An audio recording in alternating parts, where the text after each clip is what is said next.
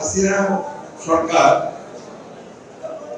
রাষ্ট্রের এবং গণতন্ত্রের প্রতিটি প্রতিষ্ঠানকে ধ্বংস করে দিয়েছে। এমন কোন প্রতিষ্ঠান নেই যে যেখানে সে অক্ষত রাখার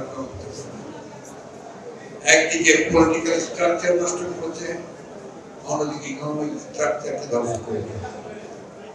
এই যে একটা ধ্বংসস্তূপ থেকে গড়ে তোলা কিন্তু এখন আমাদের দায়িত্ব। আমি মনে করি যে এটা শুধুমাত্র সরকারের দায়িত্ব নয়, আমাদের প্রতিটি সচেতন রাজনৈতিক দল আমাদের সকলেরই সবচেয়ে বেশি কর্তব্য হয়েছে। ভয়াবহ একটা দানবীয় একটা পরিবেশ থেকে আমরা বেরিয়ে এসেছি। আজকে সেইখানে আমাদেরকে একটু ধৈর্য ধারণ করতে হবে।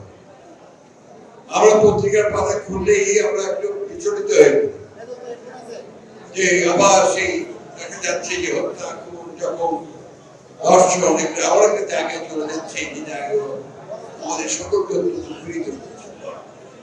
অন্যদিকে আমরা দেখছি যে ইয়াং জেনারেশন, বিশেষ করে ছাত্ররা অসহিষ্ণু হয়ে উঠছে। আবার দেখছি আপনার যে বিভিন্ন যে প্রতিষ্ঠানগুলো আছে, অর্গানাইজেশন আছে, তাদের কর্মীরা তারাও তাদের দাবি জমা দিয়ে রাস্তায় নিয়ে আসছে। মনে হয় যে এটা আমাদের সকলেরই এই ব্যাপারে অত্যন্ত পেশেন্ট ধৈর্য ধরা প্রয়োজন। আমরা এখন যেটা চাইছি, অত্যন্ত আন্তরিকভাবে চাই যেটা, যে সরকার প্রতিনিধি সরকার আমরা সবাই মিলেই তাকে দায়িত্ব দিয়েছি, তিনি অতি অল্প সময়ের মধ্যে, যেটা বারবার করে বলছি, অত্যন্ত অল্প সময়ের মধ্যে অত্যন্ত প্রয়োজনীয় যে সমস্ত সংস্কারগুলো প্রয়োজন, সেই সংস্কারগুলো করে দ্রুত জাতীয় সংসদ নির্বাচন